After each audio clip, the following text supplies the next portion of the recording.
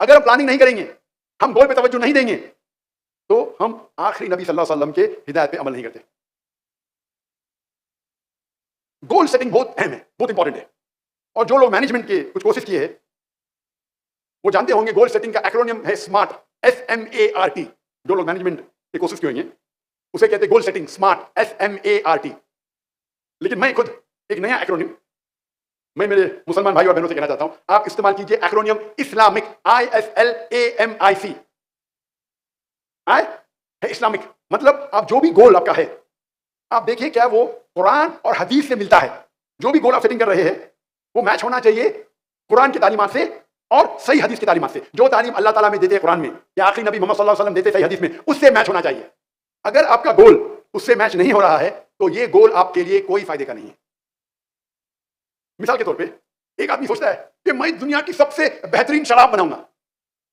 गोल है उसका, विजन है, एम है। क्या कुरान मजीद से मैच होता है? हदीस से मैच होता है? कुरान मजीद में अल्लाह ताला फरमाते हैं सूरह माइदा में 5 आयत नंबर 90 में, या अल्लज़ीना आमनू इन्नमल खम्रु वल मैसिरु वल अंसाबु वल असलामु रिज्सुम मिनल शैतान फज्तनिबू लअल्लकुम तुफ्लिहून। ए ईमान वालो, खमर नशे वाली चीज, जुआ खेलना, डिविनेशन, एरोस, बुत परस्ती, ये शैतान के हथकंडे हैं। इससे दूर रहो ताकि आपको सफलता मिलेगी। तो ये शराब बनाना आपका गोल होगा, लेकिन ये कुरान मजीद के खिलाफ है। और हदीस में भी इब्न माजा किताब नंबर 30 कई हदीसों में जिक्र है कि शराब हराम है। तो ये नंबर 1 है इस्लामिक। आपका गोल इस्लामिक होना चाहिए, कुरान की हिदायत से मैच करना चाहिए, अल्लाह के आखिरी रसूल मोहम्मद सल्लल्लाहु अलैहि वसल्लम जो जिक्र करते हैं सही हदीस में उससे मैच होना चाहिए। नंबर 2 एस मतलब स्पेसिफिक, मतलब आपका गोल स्पेसिफिक होना चाहिए। एक गुरु अपने शागिर्दों से उनको सिखा रहा था तीर कमान, बो एंड एरो, तीर किस तरीके से चलाना चाहिए। और अपने शागिर्दों से कहता है सब लोग अपना निशाना लगाओ उस परिंदे की आंख पे। ये स्पेसिफिक है, परिंदे की आंख पे निशाना लगाओ। तो सब लोग निशान तानते हैं। उस्ताद पूछता है पहले तालिब से, आप क्या देखते हैं? वो जवाब देता है, मैं सारे जंगल को देख रहा हूं, इसमें कई पेड़ है, एक पेड़ पे एक परिंदा है और उस परिंदे की आंख को देख रहा हूं। उस्ताद दूसरे शागिर्द से पूछते हैं, आपको क्या दिख रहा है? मुझे दिख रहा है कि एक पेड़ है, उस पेड़ पे परिंदा है, उस परिंदे की आंख है, ये मैं देख रहा हूं। उस्ताद तीसरे शागिर्द से पूछते हैं, क्या देख रहे? मैं देखता हूं एक परिंदा है और उसकी आंख है। उस्ताद पूछते चौथे शागिर्द से, आप क्या देख रहे? उस्ताद मैं सिर्फ परिंदे की आंख को देख रहा हूं, कुछ नहीं दिख रहा मुझे। उस्ताद कहते तीर को छोड़ो, तीर छोड़ते हैं बराबर जाके आंख पे लगती है। ये गोल जो है स्पेसिफिक है, परिंदे की आंख, बर्ड्स आई। तो जब आप गोल सेटिंग करते हैं it should be specific. L मतलब लुक्रेटिव, आपको मुनाफा होना चाहिए, फायदा होना चाहिए आपके गोल सेटिंग से। और सबसे बेहतरीन फायदा अल्लाह ताला फरमाते हैं सूरह बकरा में, सूरह नंबर 2 आयत नंबर 201 में, रब्बना आतिना फिद दुनिया हसनतन व फिल आखिरति अज़ाबन नार, कि अल्लाह ताला से दुआ करते हैं कि हमें इस दुनिया में सबसे बेहतरीन चीज मिले और हसनात मिले आखिरत में, और हमें जहन्नम से निजात मिले। तो इस दुआ में हम दोनों चीज मांगे, दुनिया और आखिरत। लेकिन अगर तवज्जो देंगे तो इस दुआ में दुनिया के बारे में एक चीज है और आखिरत के बारे में 2 चीज। रब्बना आतिना फिद दुनिया, हम अल्लाह से दुआ करते हैं कि इस दुनिया में हमें अच्छी चीज दे, रब्बना आतिना फिद दुनिया हसनतन व फिल आखिरति हसनतन, और आखिरत में अच्छी चीजें दे, और हमको जहन्नम से, जहन्नम की आग से निजात दे। तो आखिरत की चीज एक दिया है, दुनिया की चीज एक दिया है, और दुनिया में अच्छी चीज दे और आखिरत में अच्छी चीज दे, और आखिरत दूसरी दुनिया के जहन्नम की आग से हमें पनाह दे। तो आखिरत के बारे में 2 चीजें हैं। तो एक दिया हिस्सा दुनिया है, 2 दिया हिस्सा आखिरत है। तो कई स्कॉलर्स आलिम दीन कहते हैं दुआ मांगो, दुनिया और आखिरत के दोनों मांगो, लेकिन आखिरत के लिए ज्यादा मांगो। कुछ उलमा कहते हैं, आलिम दीन कहते हैं मांगो तो मिनिमम 2 दिया हिस्सा, 2/3 आखिरत के लिए होना चाहिए। और अल्लाह ताला फरमाते सूरह हूद में सूरह नंबर 11 में, आप अगर दुनिया मांगेंगे अल्लाह दुनिया देगा, लेकिन आखिरत के लिए आपके पास कोई हिस्सा नहीं है। आप आखिरत मांगेंगे अल्लाह आपको आखिरत भी देगा और दुनिया भी देगा। तो लुक्रेटिव प्रॉफिट होना चाहिए, देखो, लेकिन आपका प्रॉफिट आखिरत की तरफ ज्यादा होना चाहिए, क्योंकि आखिरत आपकी जिंदगी लंबी है। अल्लाह के रसूल फरमाते इस दुनिया में इंसान एक ट्रैवलर है, एक मुसाफिर है। अभी मैं मुसाफिर हूं पाकिस्तान में, तो क्या मैं मकान खरीदूंगा? मैं होटल में रहूंगा ना, टेम्परेरी हूं, मैं थोड़ी मकान खरीदूंगा, मुसाफिर हूं। तो उसी तरीके से दुनिया में मुसाफिर है। हम क्या करते, इतना माल दौलत इकट्ठा करते, हम समझते कि हम जिंदगी भर दुनिया में रहने वाले, 1000 साल के लिए, 5000 साल के लिए हम मुसाफिर हैं। तो आपकी तवज्जो आपके गोल में ज्यादा होना चाहिए आखिरत पे, दुनिया भी हो सकती है लेकिन कम, ल्यूक्रेटिव, प्रॉफिटेबल। आखिरत ज्यादा, दुनिया भी होना चाहिए, नो प्रॉब्लम। सिर्फ आखिरत है तो सोने पे सुहागा, सिर्फ आखिरत है तो सोने पे सुहागा, आखिरत तो मिलेंगी, अल्लाह आपको दुनिया भी देगा। ए एप्ट एंड अप्रोप्रिएट, मतलब आपका गोल सही होना चाहिए, अप्रोप्रिएट होना चाहिए। ये जो स्मार्ट मैंने कहा SMART, यहाँ ए मतलब अचीवेबल, जो मैं नहीं मानता हूं। हमारे मैनेजमेंट के गुरु कहते गोल होना चाहिए अचीवेबल। अचीवेबल मतलब आप उस गोल को हासिल कर सकते, इसमें मानता नहीं। अल्लाह की मदद होगी तो many things which you think is not achievable is achievable. जो आप समझते हैं आपको हासिल नहीं हो सकती, अल्लाह की मदद होगी तो हासिल हो सकती। अल्लाह ताला फरमाते हैं सूरह इमरान में सूरह नंबर 3 आयत नंबर 160 में, अगर अल्लाह आपके साथ है तो कोई भी आपको हरा नहीं सकता है, अल्लाह आपको छोड़ देंगे तो कोई भी आपकी मदद नहीं कर सकता है। ए मोमिनो, अल्लाह पे भरोसा करो। तो अल्लाह की मदद आपके साथ है तो आपके लिए सारे गोल आसान है। तो ये अचीवेबल जो है, हमारे मैनेजमेंट गुरु कहते हैं, मैं इसमें नहीं मानता, मैं कहता हूं अप्रोप्रिएट होना चाहिए। M M is measurable. आपका जो गोल है उसको आप नाप सकते हैं, मेजर कर सकते हैं। अगर वो गोल मेजरेबल नहीं है तो गोल आपका बेबुनियाद है। मिसाल के तौर पे कोई शख्स कहेगा कि मुझे दुनिया की सबसे ऊंची इमारत बनाना है। गोल तो है ऊंची इमारत, मेजरेबल है, नाप सकते क्या नहीं? आप देखिए करेंगे दुनिया की सबसे ऊंची इमारत कौन सी है? बुर्ज खलीफा। उसका हाइट क्या है? 834 मीटर। तो स्पेसिफिक 834 मीटर मेजरेबल है। 834 मीटर ऊंची है बुर्ज खलीफा दुबई में, दुनिया की सबसे ऊंची इमारत आज की तारीख में। अगर आपको उससे ऊंची बनाना है तो 835 बना दो, आपका रिकॉर्ड टूट जाएगा। तो मेजरेबल है, गोल तो आप नाप सकते हैं। आय, इंटेंशन, नियत। आप अगर जो गोल हासिल करना चाहते हैं उसकी नियत होना चाहिए खुसूसन अल्लाह की रजामंदी। जो गोल के पीछे भाग रहे, जो गोल के पीछे मेहनत कर रहे, उसका इंटेंशन, उसकी नियत होना चाहिए अल्लाह की रजामंदी। सही बुखारी जो कुरान के बाद सबसे ऊंची किताब इस्लाम में है, सही बुखारी के अंदर पहली किताब, पहला वॉल्यूम, पहली हदीस, इन्नमल अमालु बिन्नियत। आपके जो भी अमल है आपकी नियत पे दारोमदार है। तो आपकी नियत इस गोल को अचीव करने के लिए होना चाहिए अल्लाह की रजामंदी। अगर आपका इंटेंशन अल्लाह की रजामंदी नहीं है तो आपका ये गोल सही नहीं है, इस इंटेंशन। और आखिरी सी, इस्लामिक, ISLAMI, सी मींस कंसिस्टेंट। मतलब आप कंसिस्टेंट होना चाहिए।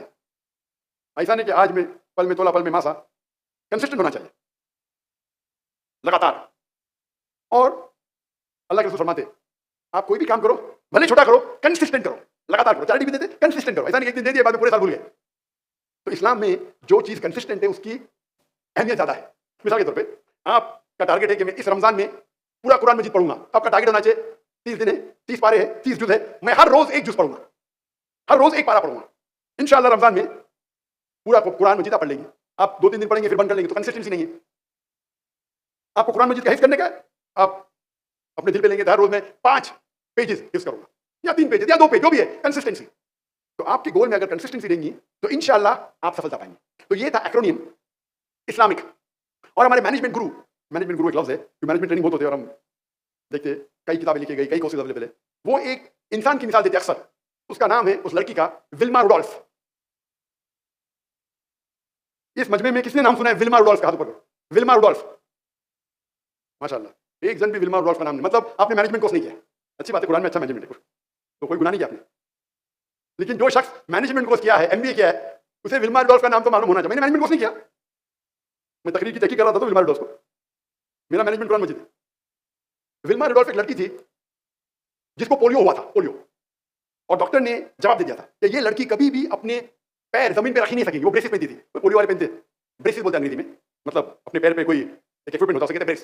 तो डॉक्टर ने कहा ये लड़की कभी भी अपने पैर अपनी जमीन पे नहीं रख सकती। लेकिन उनकी जो वालदा थी, उनकी अम्मी थी, वो बहुत माशाल्लाह, उनका जो था हौसला, उनकी वालदा ने विल्मा से कहा बेटी आप जो सोचना चाहे सोचो, आप कर पाएंगे। तो विल्मा बोलती है कि मैं चाहती हूं कि मैं दुनिया की सबसे फास्टेस्ट लड़की बनूं भागने के रेस में।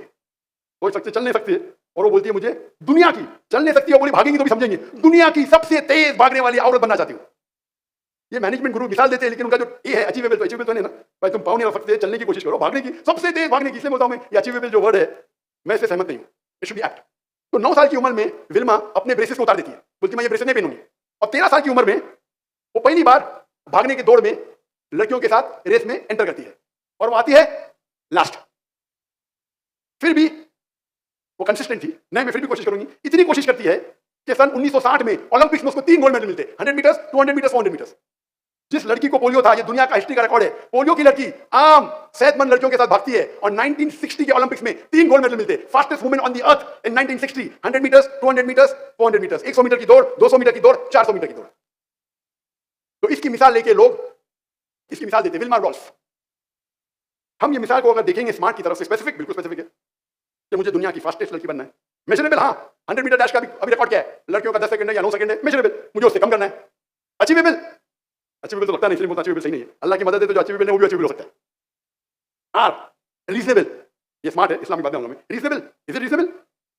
और आखिरी में टाइम बाउंड। टाइम बाउंड, अगर आपको रेस में दौड़ना है तो आप 25 साल के अंदर होना चाहिए। आप 40 साल के बनने के बाद तो दौड़ नहीं सकते, 25 होगा, 26 होगा, 30 होगा, उससे ज्यादा नहीं। तो टाइम बाउंड है। अगर आप इस्लामिक एक्रोनियम उतरेंगे, इस्लामिक, तो विल्मा रुडोल्फ को अगर स्मार्ट में अच्छे नंबर मिलेंगे, इस्लामिक में कितने नंबर मिलेंगे? क्या ये गोल इस्लामिक है? क्या कुरान मजीद के खिलाफ है या कुरान मजीद किसको अप्रूव करता है? कुरान मजीद के खिलाफ तो नहीं है, हम कहेंगे ऑप्शनल, हाई मार्क्स नहीं मिलेंगे, लेकिन खिलाफ तो नहीं, भागना हराम नहीं है, लेकिन कोई इस्लामिक बेनिफिट नहीं है, तो एवरेज। स्पेसिफिक, बिल्कुल स्पेसिफिक था। लुक्रेटिव, प्रॉफिटेबल दुनिया में, आखिरत में तो जीरो।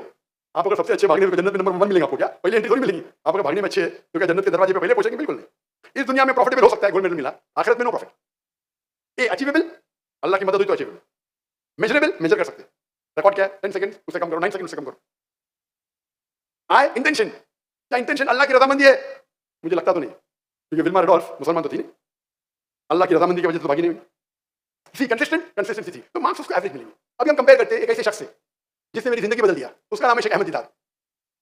और शेख अहमद दीदात की हिस्ट्री पढ़ेंगे तो वो भी अल्हम्दुलिल्लाह एक मिसाल है। अहमद दीदात साहब, शेख अहमद दीदात जिससे मुतासिर हुआ, जिसके वजह से मैं आज खड़ा हूं, आज आपके सामने खड़ा हूं मैं, जिसने मुझे इंस्पायर किया, वो शेख अहमद दीदात थे।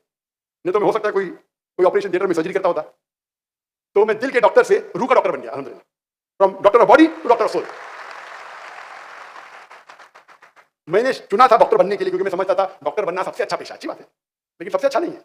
अगर मैं कोई बीमार की इलाज कराता हूं तो मुझे खुशी होती, लेकिन अगर कोई गैर मुस्लिम को इस्लाम की तरफ दावत देता हूं, अल्लाह उसे हिदायत देता है, तो जो खुशी होती दिल में, वो बीमार को अच्छे करने से लाखों गुना ज्यादा है। और अल्लाह ताला फरमाते एक शख्स को अगर आप गैर मुस्लिम को मुस्लिम बनाते तो वो नियाम में, मतलब वो लाल रेड कैमल के बराबर है, एक लाल ऊंट के बराबर है। लाल ऊंट उस वक्त, आज कहेंगे आज की रोल्स रॉय, अब मैं कहूंगा बुगाटी, और बुगाटी पे बाद में आई हम, बुगाटी बहुत कम लोग जानते, रोल्स रॉय तो काफी लोग जानते। कौन जानते बुगाटी क्या है? तो अगर आप शेख अहमद दीदात को इस मिसाल की गोल सेटिंग पे चेक करेंगे, इस्लामिक था, दीदात साहब सिर्फ छठी पास थे, सिर्फ छठी, स्कूल भी पास नहीं किया, सिर्फ छठी। उनकी माशरी हालत इतनी कमजोर थी कि बचपन से उन्हें काम करने लगा। वो इंडिया से, सूरत से, मुझे पता है कई मुसलमान यहाँ मेमन कौम गुजरात से, तो शेख दीदात से तटकेश्वर थे, गुजरात से थे, तटकेश्वर। वो छोटी उम्र में हिजरत करते हैं टू साउथ अफ्रीका, और वहां नौकरी करते हैं सेल्समैन इन फर्नीचर शॉप, फर्नीचर की दुकान में सेल्समैन और ड्राइवर की नौकरी करते। लगातार रोज उन्हें क्रिश्चियन मिशनरी परेशान करते थे, कुरान में ये गलती है, तुम्हारा मजहब इतना बेकार है, तुम्हारा अल्लाह सुब्हानहू व तआला नऊज़ बिल्लाह, हर रोज। और शेख दीदात उसे सह नहीं सकते थे, ये मेरे दीन को लोग, मैं छठी पास हूं, मुझे आके कुरान के खिलाफ बात करते, मेरे आखिरी नबी के खिलाफ बात करते, बोलते कुरान में ये गलती है, कुरान में वो गलती है, तुम्हारा दीन नऊज़ बिल्लाह बेकार है। तो दीदात साहब को गोल, मैं किसी ना किसी तरीके से ये क्रिश्चियन मिशनरी का जवाब तो दूंगा। छठी पास, अभी ये लोग सब बैचलर्स, मास्टर्स, पीएचडी, और शेख दीदात छठी पास, हिंदुस्तान से आके साउथ अफ्रीका में। और अल्हम्दुलिल्लाह अल्लाह की मदद से उनको एक किताब मिली, इज़ारुल हक, जो रहमतुल्लाह करानी ने लिखी थी, जो पादरी फेंडर के खिलाफ लिखी थी। अंग्रेजी में किताब मिलती है इज़ारुल हक, उसका तर्जुमा, अरबी किताब का तर्जुमा अंग्रेजी में, और वो पढ़ते हैं, और उसमें कई क्रिश्चियन मिशनरी के जो अटैक्स है इस्लाम के खिलाफ, उसके जवाब उसमें रहते। वो पढ़ते और बोलते चलो शुरू हो जाओ। अकेले शख्स, छठी पास, और कई क्रिश्चियन मिशनरी के साथ 1-to-1 डिबेटिंग शुरू। डिबेटिंग करते करते इतने मशहूर हो जाते क्या वो स्टेज पे बात करने लगते, फिर पादरी से डिबेट करते। 1980s में उनको रिक्वेस्ट आता है डिबेट करना रेवरेंड जिमी स्वैगट। रेवरेंड जिमी स्वैगट उस वक्त 1984-82, उस वक्त वो क्रिश्चियन मिशनरी के सबसे बिगेस्ट टेलीवैंजलिस्ट थे। वो स्टेज पे बात करने में दुनिया में सबसे माहिर थे, और दीदात साहब भी मशहूर हो रहे थे। और इस डिबेट के पहले वो आते पाकिस्तान में, डिबेट के चंद महीने पहले वो आते पाकिस्तान में। पाकिस्तान में भी मजमा माशाअल्लाह हजारों का था। उस मजमे में दीदात साहब के फैन कहते हैं, Sheikh Deedat, I request you not to debate with reverend Jimmy Swaggart. Deedat साहब के चाहने वाले पाकिस्तानी अंग्रेजी में कहते हैं दीदात साहब से, Sheikh Deedat, I request you not to debate with Jimmy Swaggart, मैं आपसे इल्तिजा करता हूं कि आप जिमी स्वैगट से मुनाजरा मत करो, वरना ही विल चू you and spit you aside, वो आपको चबाएगा और थूक देगा। आप सोचिए दीदात का मन उस वक्त क्या हुआ। आते पाकिस्तान में तकरीर करने के लिए, अभी तकरीर मौजूद है, और उसके चाहने वाले कहते हैं मैं आपका फैन हूं, लेकिन मैं जिमी स्वैगट को जानता हूं, मेरी इल्तिजा है कि आप जिमी स्वैगट से डिबेट मत करो, वो दुनिया का सबसे माहिर स्पीकर है, वो आपको चबाएगा और थूकेगा। दीदात साहब जवाब देते कि अल्लाह मेरे साथ है। छठी पास, छठी पास करने वाला इंसान, उसके चाहने वाला बोल रहे आपको चबा के थूकेगा, उसके दिल पे क्या बीतती होगी सोचो। मजमा इतना बड़ा, मैं उस पाकिस्तानी को दोषी नहीं ठहरा रहा हूं, उसने दीदात साहब की मोहब्बत में कहा, लेकिन उसको पता नहीं अल्लाह ताला फरमाते सूरह इमरान में, सूरह नंबर 3 आयत नंबर 54 में, 54 में, मकरू मकरल्लाहु वल्लाहु खैरुल माकिरीन। इन लोगों ने प्लान किया, काफिरों ने, अल्लाह ने प्लान किया, अल्लाह सबसे बेहतरीन है प्लान करने में। दीदात साहब जाते लुइसियाना, और डिबेट अभी भी मौजूद है, और वहां डिबेट करते, उसका टॉपिक होता है is the Bible God's word, क्या बाइबल खुदा का कलाम है। और उसके शहर में, जिमी स्वैगट के शहर में, उसके मजमे में उसके साथ मुनाजरा करते हैं और उसे शिकस्त देते हैं अल्हम्दुलिल्लाह। और उसके बाद सन 1986 में दीदार साहब को शाह फैसल का अवार्ड मिलता है। Shah Faisal King Faisal award Islamic दुनिया का सबसे ऊंचा अवार्ड है। सन 1986 में शेख दीदात को शाह फैसल अवार्ड मिलता है और उसके बाद शेख दीदात की जो शोहरत है वो दुनिया में और फैलती है। क्या उनने जिमिस वगाट का मुकाबला किया और उसे शिकस्त दिया। अगर आप देखेंगे विल्मा रुडोल्फ और शेख दीदात की मिसाल, शेख दीदात का अगर आप गोल सेटिंग देखेंगे, इस्लामिक था कि नहीं? बेशक इस्लामिक था। नंबर 2 क्या स्पेसिफिक था? बिल्कुल स्पेसिफिक। मेरी जिंदगी का मकसद है ये जो क्रिश्चियन मिशनरीज है जो हमारे मुसलमान को परेशान कर रहे हैं उन्हें मुंह तोड़ जवाब देना चाहिए। स्पेसिफिक था, ल्यूक्रेटिव, फायदेमंद था। दुनिया में शायद फायदा मिले ना मिले, आखिरत में तो इंशाल्लाह जन्नत मिलेंगी। लेकिन अगर आपकी नियत आखिरत है तो अल्लाह दुनिया में भी आपको देता है। दीदात को शाह फैसल अवार्ड मिला, छठी पास और शाह फैसल अवार्ड, वो नोबेल प्राइज है दुनिया, इस्लामिक दुनिया का नोबेल प्राइज है। आखिरत में भी फायदा, दुनिया में भी फायदा। अप्रोप्रिएट, बिल्कुल अप्रोप्रिएट था। मेजरेबल था। हाँ भाई, मुझे तो जाके मुनाजरा करने का 1 to 1 ने स्टेज पे जाके मैं भी टारगेट उनको आएगा कि जो थे केप टाउन में, डरबिन में, साउथ अफ्रीका में, उनके पादरी से मुनाजरा करो। अल्लाह ने उन्हें दुनिया के सबसे बड़े क्रिश्चियन टेलीवैंजलिस्ट से मुनाजरा करा दिया। मेजरेबल, सबसे बेहतरीन को शिकस्त दी। इंटेंशन क्या थी? शेख दीदात की नियत क्या थी? अल्लाह की रजामंदी। अगर वो अल्लाह के खिलाफ जो तोहमत है उसका जवाब देते, कुरान के खिलाफ जो लोग कुरान की तौहीन करते उसका जवाब देते, उनकी नियत तो साफ थी, अल्लाह और अल्लाह के रसूल की इताअत करें और उनके खिलाफ जो इल्जामात है उनका जवाब दे, खुसूसन ईसाई लोग के साथ।